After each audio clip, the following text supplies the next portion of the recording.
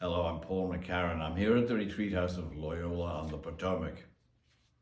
On the first Sunday of Lent, Mark's Gospel says Jesus was driven into the wilderness to be tempted, but he doesn't describe the temptations. So we're left to wonder, why would the Spirit of God want Jesus to experience temptation?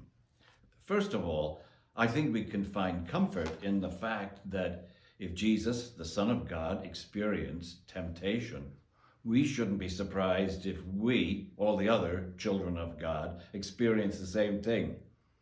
The Gospels of Matthew and Luke spell out in detail what it's like to struggle with temptation, to be distracted from God by thoughts that we should know what's best for ourselves. Matthew and Luke describe the same three temptations, but in different order. But each temptation is a vision of empowering oneself. These attractive visions remind Jesus that God has offered more satisfying visions. Faced with the fantasy of an endless supply of bread, Jesus recalls God's promise to nourish us with his very words.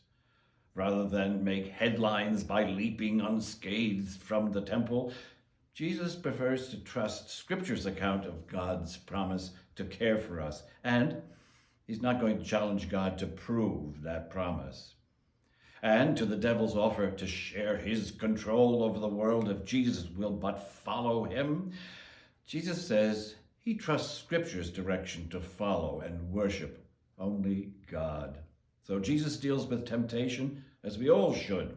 Faced with selfish urges, turn instead to God's promises that we hear proclaimed in Scripture. That's why we share them together at least once a week.